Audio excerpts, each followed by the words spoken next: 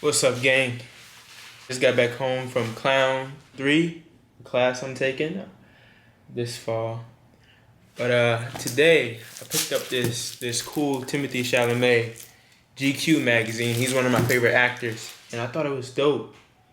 I'm like, yo, let's open it up. I think this is my first GQ magazine ever that I own. Besides this cool table book I have, the gloss finish. You feel me? Cool fit, by the way, too. My dog, Timothy. Yeah, man. He's one of my favorite actors. Like I said, recently I got a chance to... Actually, let me just break down the story. So, I was at the Regal Essex Crossing Theater in the beginning of October of this year, 2024. And I wasn't having the best day. I'll keep it real with you. Dealing with a situation where I was, thinking about my current agency and where I'm at. And I had another agent, trying to recruit me. So I'm like, torn. And, they were asking for different things. So I said, I'm gonna talk to God about it. I said, I'm not going to go and listen to some sad music or anything. I'm going to throw on a podcast. I walked outside. And as I'm walking, through all the hustle and bustle of New York and the Lower East Side, I just was walking. And I said, I want to go see something super inspiring. Or I just want to be around something that is I could put my attention on. And I thought, well, let me just go see some theater. I went to go see Megalopolis, starring Adam Driver, Francis Ford Coppola film. But as I'm walking, I'm like, well, maybe I'll just go to Washington Square Park just to see some people. And you never know what you find in Washington Square Park. It's amazing. And then as I'm walking and I'm listening to this podcast, I believe it was a podcast, something told me to take a right. Just take a right, Layton. Just go down this street. And I kid you not, as I'm walking, everything transformed. Everything it was like I just went back in time, And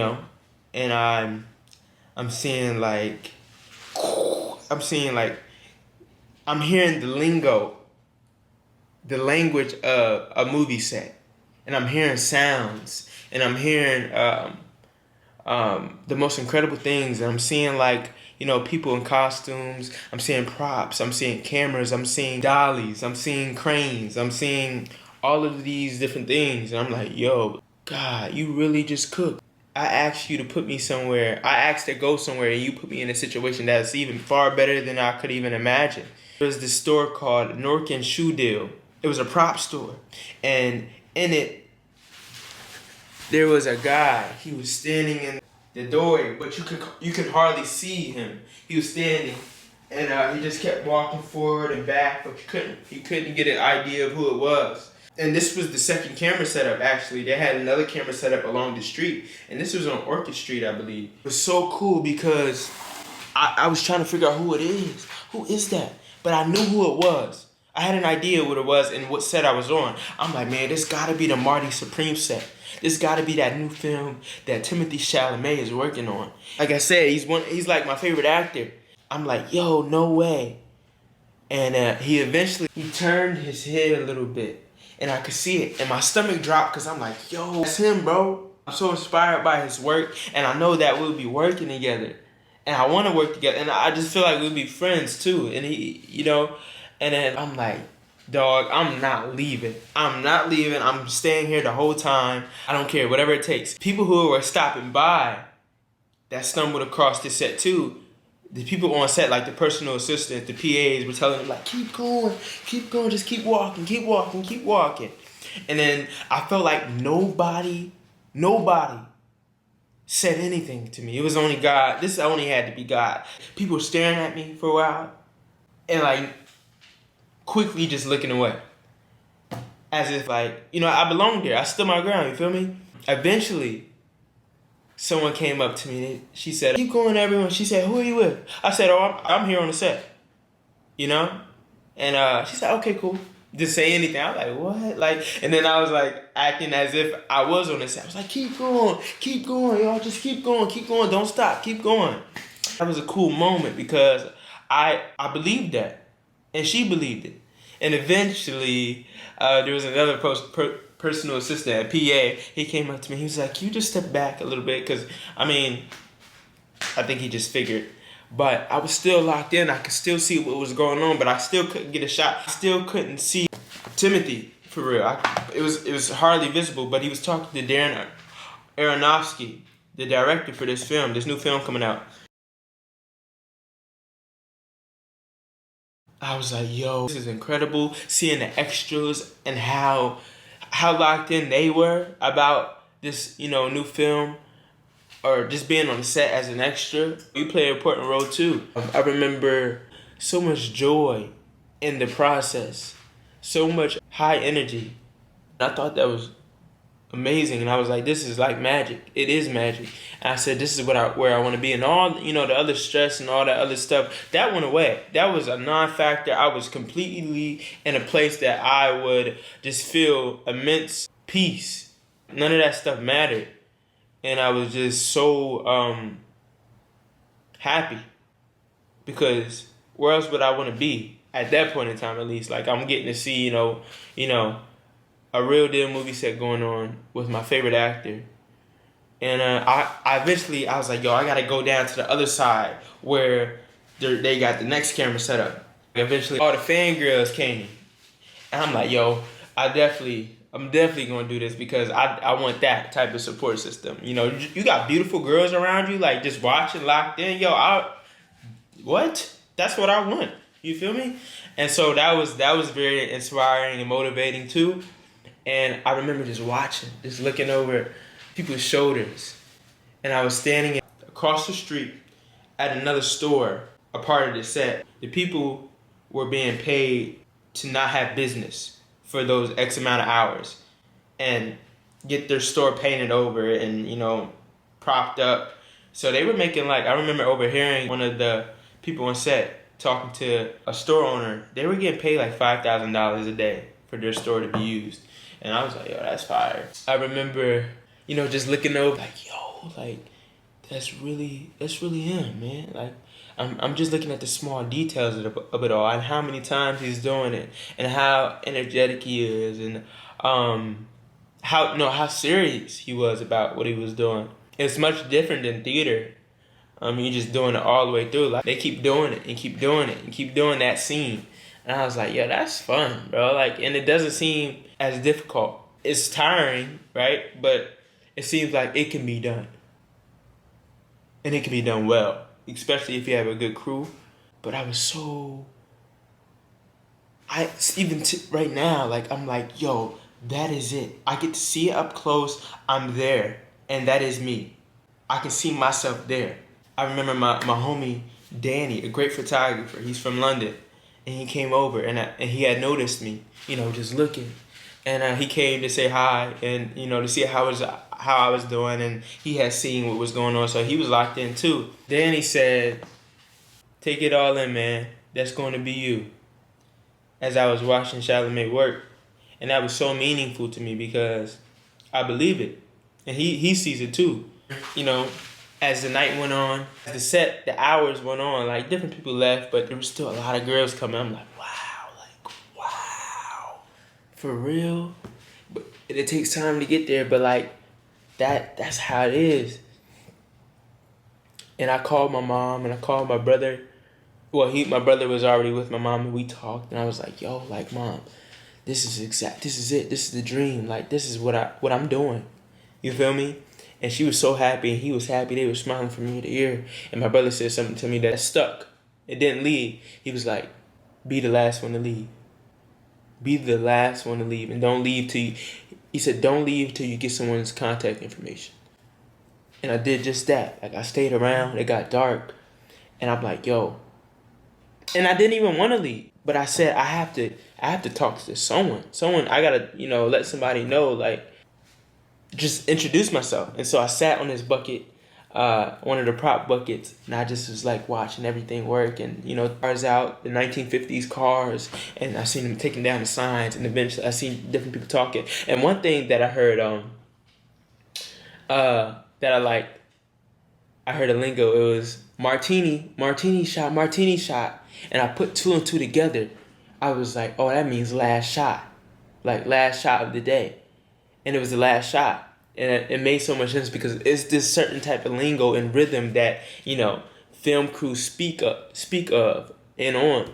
And I was like, yo, that's fire. I wrote it down. And eventually I saw the PA who was standing right next to Timothy the whole time as he was doing the first scene he was doing, you know, walking in and out of the Norkin shoot prop store. And then she was calling, like, she was the one, you know, yelling out, quiet on set, rolling. I was like, yo, she's a very important person. I can tell, even her aura. Come on. It was her aura. And, you know, how she carried herself. And so, you know, as the night was going, as everything was, you know, slowly packing up, I was looking across the street. And it said, I've got to talk to her. And at first she was talking to a bunch of, you know, she was talking with different security, you know, by her and in the place where Darren Aronofsky and all those other, you know, important people were standing. And I was like, yo, I gotta talk to her, dog. And so I said, I'm gonna just wait. I'm not gonna go over there because that's the worst thing to do. Go up to them, you know, especially around like a whole bunch of other people. So I waited and boom, a moment happened when she walked across the street by herself to another prop store. And I said, that's my moment. So like as she walked in, I was gonna try to catch her as she was walking, but she walked in the store really quickly. And as she walked in the store, I was still beside the entrance. And as she came out and I met her, I said, how you doing? My name is Layton Lamell, and I love what you guys were doing here. I was here the whole time, and I really would like to know, before I even said I would like to know, she introduced herself. She said, oh, hi, my name is Brooke. I'm a personal assistant here on the set. I said, it's really nice to meet you, and I loved what I saw. And I was just wondering if there's anything I could do or any way I can volunteer. I would love that. She said, well, we don't have any opportunities right now here on the set, but I tell you what, at the end of this month, we have opportunities that open up. So just give me your email and I'll get back to you. And my phone died. Crazy. I'm like, wow, in my head. But she's like, okay. And she tore a piece of the script. The piece of the script. I still got it. She tore a piece of the script. I ain't gonna show you guys her email, but she wrote her email on it, took her time, and I was like, yo, like, God, thank you, God. And she wrote on it, and she gave me her email. She said, just send me your resume, you know. You don't even have to have anything super important on it. Just send me your resume in an email, introducing yourself. And I did that. And I was so happy because all it takes is one person or one chance or one opportunity sometimes and to just really like take advantage of it. And this industry is full of recommendations. It's who you know, really. And I was so happy because, you know, I got that person. I talked to someone else on the set too, but like she was the person that I felt like I needed to talk to, and I did. And I was so happy. And I'm so happy still, you feel me? I emailed her 6 o'clock in the morning that next day. I followed up too, so no answers yet. I didn't get anything from her yet, but I think they're still filming. I don't think they even wrapped up. But she told me, she said, I'm not going to get back to you fast because it's really busy. Whatever happens, but I'm going to keep doing what I got to do. I'm confident. I know this is my journey, and I feel good about it. And I'm just going to keep working, and I'm going to be prepared. And when the moment arises, I will be ready. Yo, let's open up this magazine. That was my story about, you know, encountering and seeing Timothy Chalamet work. You know your boy got it. So that's fire. Chris Hemsworth, another great actor. I'm gonna do something like this too, man. Hey man, catch me on the face of Chanel. Like they used to have the flaps where you could smell this. You can't do that no more, man. Dog, it's just more of that. Stacking days on that and learning as much as we can and mastering this. And knowing we got a long way to go, but it's a beautiful journey. It is more than a year later. I was on set for the Marty Supreme movie, October 1st, 2024. Today it is December 22nd, 2025, and I'm so hyped for this movie, Marty Supreme. And I just thought about the time where I snuck on that set and it changed my life for the better. And I was having a bad day that day. So now here we are in New York, in a new apartment, in a new situation. We're gonna go up to Lincoln Center and go see this movie. The movie comes out on Christmas, but I just couldn't wait, dog. I gotta see it now at 70 millimeter, 11 o'clock showing too. We are in there, so I'm gonna get dressed, head up there, and we're gonna enjoy this movie. Let's go. I have these psychotic foam posits, these blue ones that I wanted since I was a child, and I didn't have enough money to get them. So years later, Nike gifts me them. This is a symbol to dream big, and we're gonna wear these tonight. Going to see Marty Supreme. This is Utica Avenue. Walking, and I'm in New York City. And I live in America, where the best wind blows, where anything is possible, and I believe that. And I say these affirmations to myself, because I just believe, bro. I believe in myself. I believe in the reason why I came here. I believe in, most importantly, Jesus Christ. And I know I'm gonna make it. I don't even have a shadow of a doubt. It's just showing up every day, laying the brick, and building the best possible bridge from you and where you wanna go. Like, I'm just excited about this. Sometimes you gotta, create a new spark for yourself, or let somebody's words for you or against you fuel you. That's how I think about it. Oh shoot, I missed my turn. And I don't care about any doubters. I don't care about anybody, that is throwing negative energy, because you must just keep your head on your shoulders and just keep going, dog.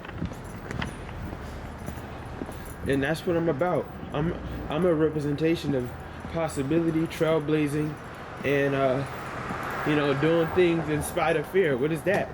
Courage. So I'm very passionate, I'm very charismatic, and that's why, I'm really seeing myself in this movie and this character, Marty.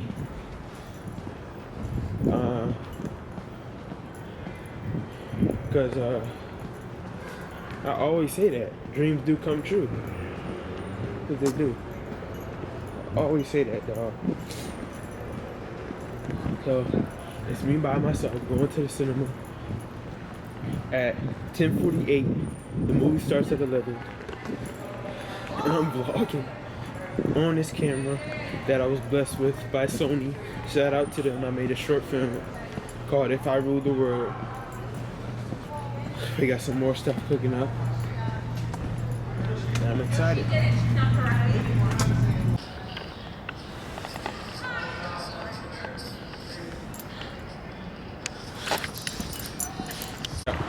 So I'm pulling up to the theater. Without the Marty Supreme jacket. But I do have a couple more days before Christmas. Like I said, I'm wearing these foam posits right now because they do represent dreams and possibility. But my goal right now for this movie is, one, to really experience it. Two, don't overanalyze. Do that after. Really just experience it. Then go see it a second time, third time, and so forth. But also to obtain a movie poster and hopefully an orange ping pong ball. So, but it is a late showing, so they might have the posters gone for the next day. So if that's the case, I'll come back tomorrow and just get a poster. Woo, there it is.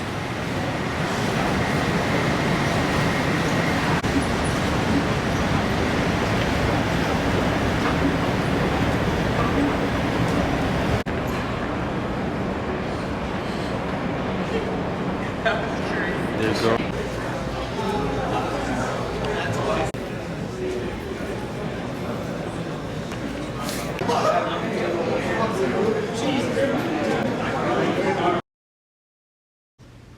So I walked outside, took a left, took another left. He was right there talking to other people about the same jacket that I had thoughts of.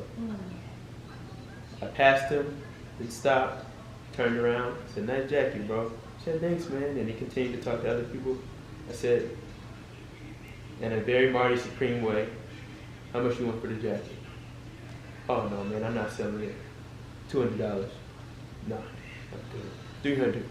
No, man, I love the jacket. $500 for the jacket right now." "No, man, I'm good.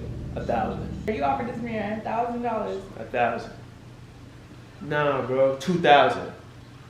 "No, bro, no, it's the last one, man. I really worked hard for this jacket. There was no other ones." I said, "Respect." Shook his hand. Then after that, the guy was like, "Man, you know you can't sell that jacket." I was like, went to go use the bathroom. Then I walked out. I said, "I'm not leaving this place without getting my hands on this jacket." So I saw him again. He was talking to the lady. I was like, I went up to him. I was like, "Bro, I'm a shooter. I need the jacket." Went up to him. I said, "You know what? How much do you want for me to just take a picture with the jacket? How can I own this for 5 to 10 minutes?" He said, "Bro, you can wear it. You can here. It's yours. Zip it up." I said, "Thank you, man. Take a picture of me." He took a picture of me. I said, "I did it. I did it. I got the jacket. The jacket that people couldn't get their hands on. Whether it was to buy, to loan, to own, doesn't matter. I got the jacket. I said I was going to do it. I didn't say how I was going to do it, but I did it." Right. Took a picture in the jacket, mission accomplished. The jacket is going for $4,000. Wow. I saw it was Yeah, the greatest people. But I did it. Got the jacket. Didn't know how it was going to happen.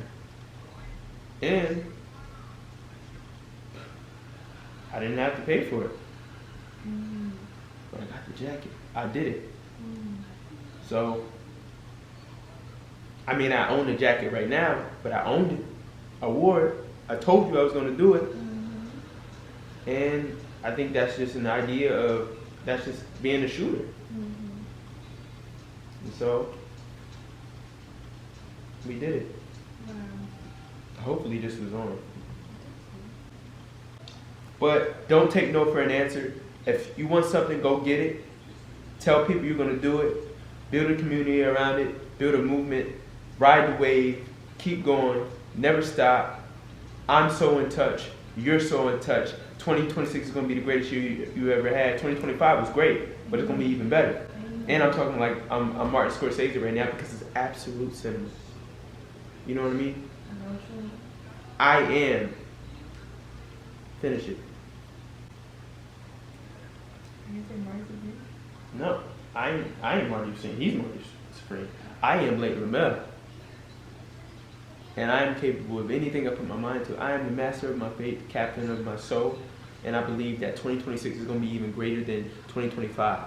You know, because I can create anything that I want to in my mind. And it's about absolute, extreme discipline and consistency.